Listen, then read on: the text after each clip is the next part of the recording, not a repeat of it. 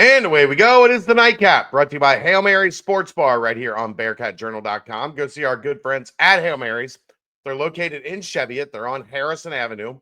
They're in the Dora District, so you can go from bar to bar with your drinks, or you can just hang out at Hail Mary's. They've got everything you need. 27 TVs, 9-screen video wall. They have the DirecTV Sports package, so you can watch all the games. Also, Cincinnati Sports, always on the 9-screen video wall. Brand new walk-in cooler, brand new draft lines, and of course, ice cold Cincy Light on tap, 32.8 degree frosted glass. Remember, Cincy Light, Aaron. It's not like it's not like big conglomerate beer stuff that everybody's trying to force you to drink. Every can counts at Cincy Light. Just remember that. Every can counts. You know what my favorite part about Cincy Light is? What? How good it tastes in the garage.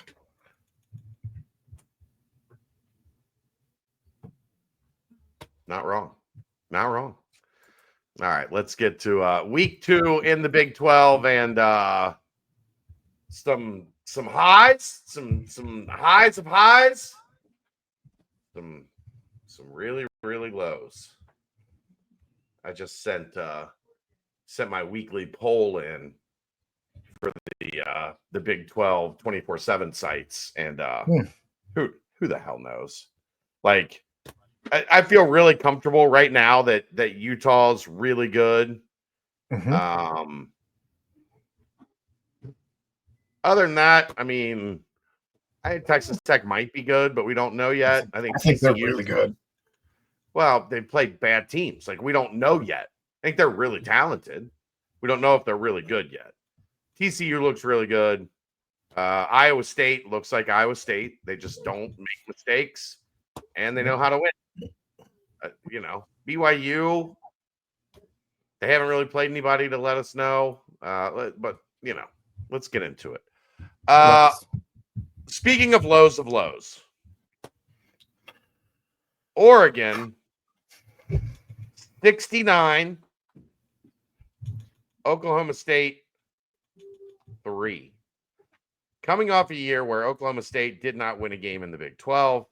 They looked dreadful last year. And they, in their first game against a Power 4 opponent this year, looked worse. I mean, bloodbath, Aaron. Oregon didn't even score in the fourth quarter. They scored 69 points in 3 quarters. They covered the over-under by themselves. Yeah. I does Gundy make it through this year? Like, I thought we'd hear today that Mike Gundy has retired. Mike Gundy has announced that this will be his last season at Oklahoma State. He's earned a little leash. They went 0-9 in the Big 12 last year. And I think he got that last year. That said, I think he's on a far shorter leash this season. You lose another one like that this year, that bad, I don't know how you continue on. And truthfully, I just wonder if you let this year ride out at least towards the end of the season and maybe you're starting the hiring process in the background, but that's dreadful. I don't know that they're going to fire him for how long he's been there and how much he's meant to the university.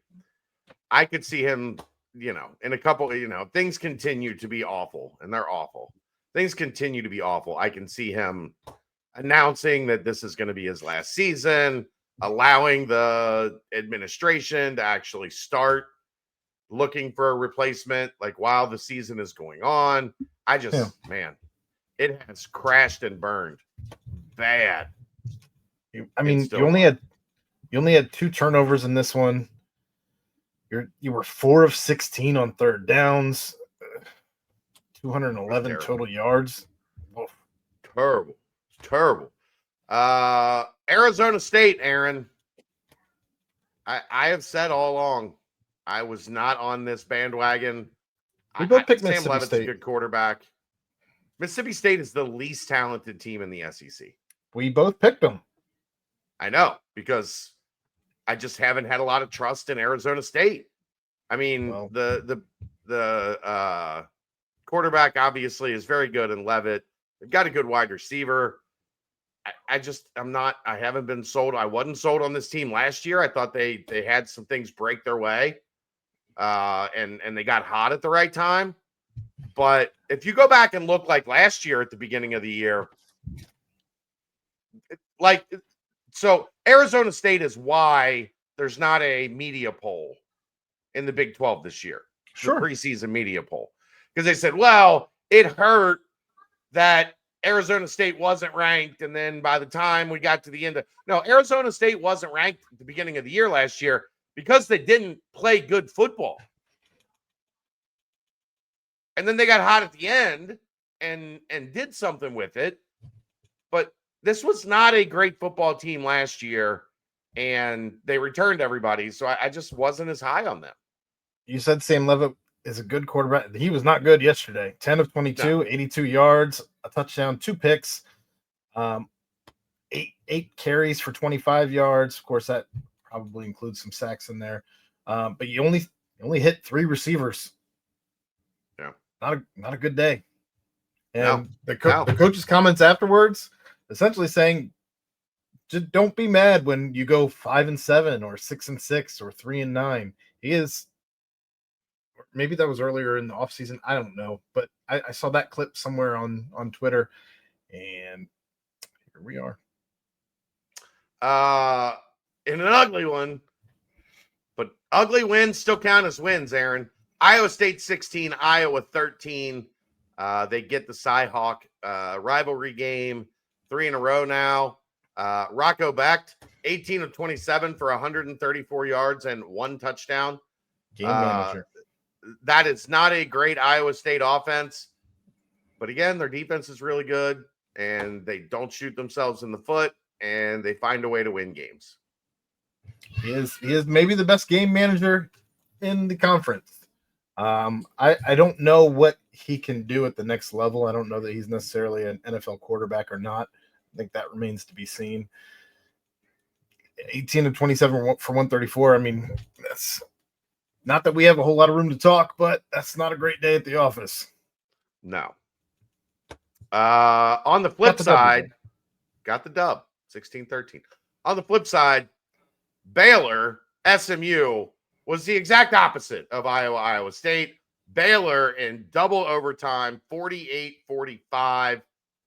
They get the win over the Ponies, and that's a big one for the conference. I think Baylor might have the best offense in the conference. I think there's certainly an argument for it anyway. Sawyer Robertson, they're up there. Sawyer Robertson might be the best quarterback, like just pure quarterback in the conference. 34 of 50 for 440 yards and 4 touchdowns. I mean, you had 2 guys at 151 in Josh Cameron, and Ashton Hawkins had 145 on 9 and 10 catches, respectively. Josh Cameron has 2 of those touchdowns. Yeah, their offense is rolling. Their defense ain't good. It'll catch up to them at some point, but they're going to put 40 plus on the board, it feels like, every week.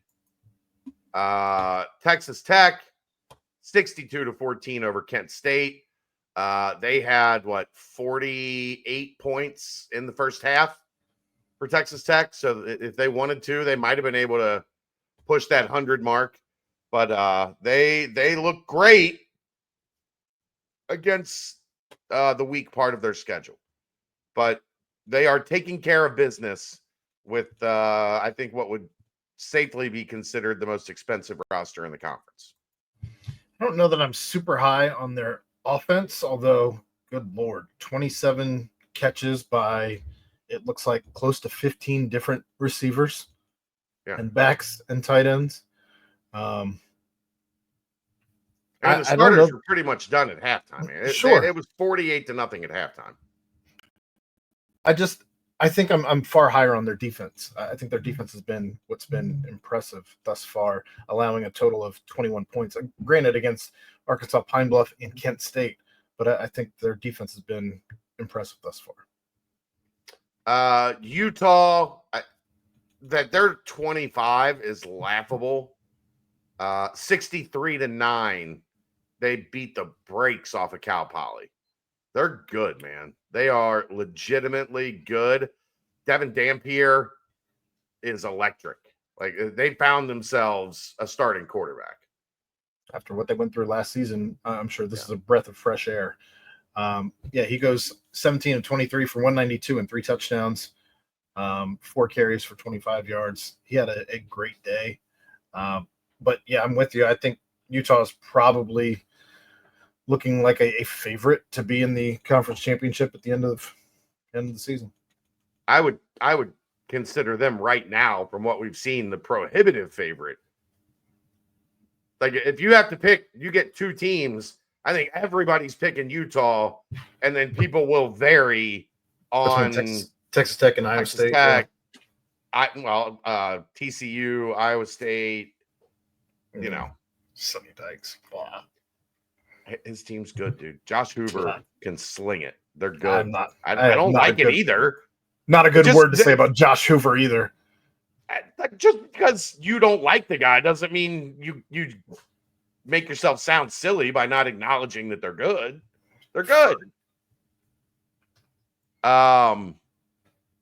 Kansas gets up big early, 21-6 lead at the end of the first quarter. They lose 42-31. There was a late touchdown there by Missouri that makes it look a little bit more lopsided than it was, but not a great look for Kansas to just completely fall apart after dominating the early stages of that one.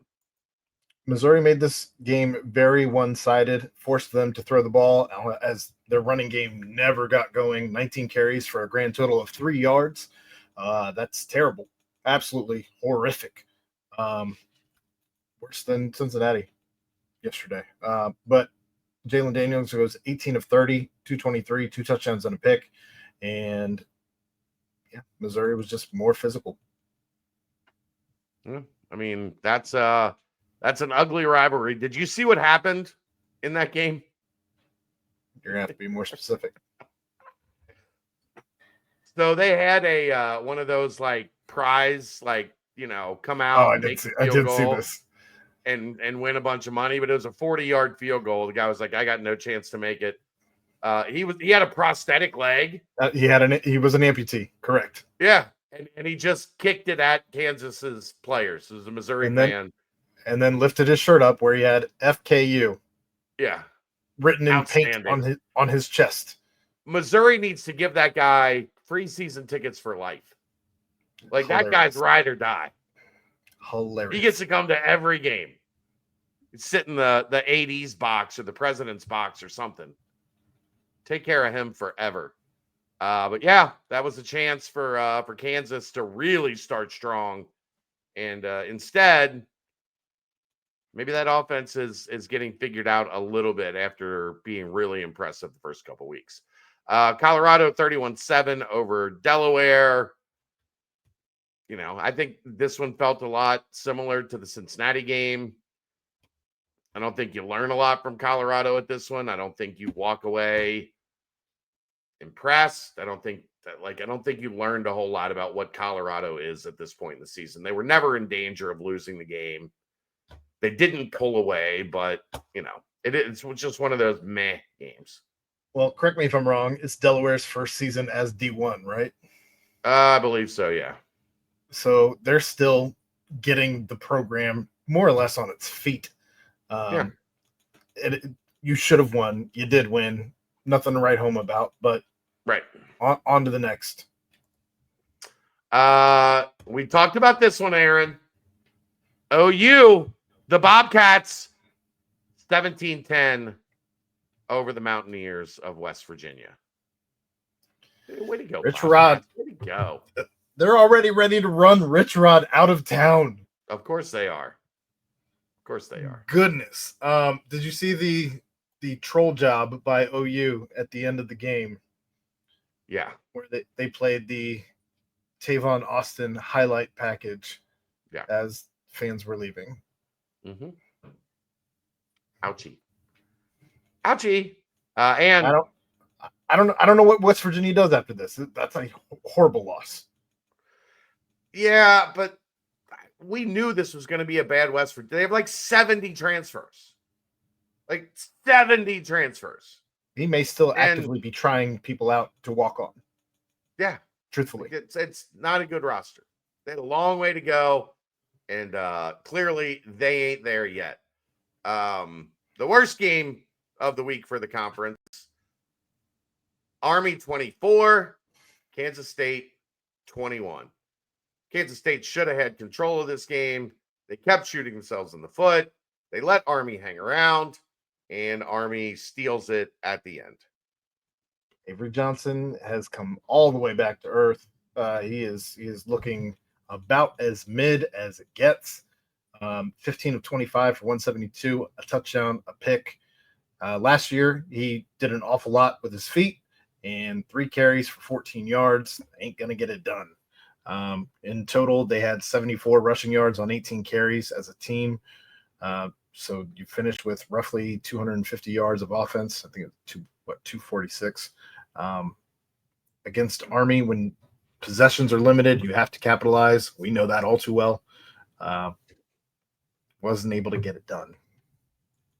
Houston comfortably 35-9 over Rice. Okay.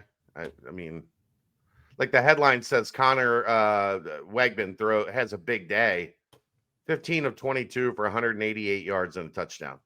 Your definition of big day and my definition. He had a decent day on the ground, I know, but 10 carries for 23 big day. And a touchdown. Yeah. He had 2 touchdowns, essentially. Yeah. One on the ground, one in the air. I don't know what else you say about that game if you're writing a headline, though, because there wasn't a ton there. Maybe Dean Connors has a bigger day, 13 carries, 132 yards, 2 touchdowns, along with 54. But just you took care of business, and Houston's doing well. 2 wins. UCF recovered from a dreadful showing. The first week, they went 68-7 over North Carolina A&T. Did what they had to do. North Carolina A&T is not good. Like UCF did what they had to do there. 356 yards on the ground for UCF. Yeah. That's Arizona 48-3.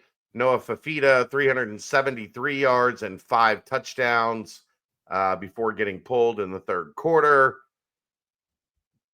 Again, I don't think Arizona's good, but Weber State clearly not up to the challenge as Arizona blows them out. I'm not super high on Noah Fafita. I said that last week, and I've never been super high on him. But it's something to keep an eye on as he does 373. That's fairly impressive. Yeah. We'll see. Finally, BYU 27-3 over Stanford. Bachmeier, number 47, the quarterback. Fantastic. 17-27 for 175. Stanford's offense is just insanely bad, Aaron. Insanely bad. And BYU did what they had to do. Yeah, it's hard to win in Provo, and Stanford found out. It's going to be hard to win for Stanford, period. Like the 0-12. Yes. 0-12 is what we're looking at. Andrew Luck's wondering why he came out of retirement for this. Yeah. Yeah. All right. That's going to wrap it up. We will see you for the BBP tomorrow night. But that's it for us tonight. That's the Nightcap brought to you by Hail Mary Sports Bar right here on BearcatJournal.com. See ya!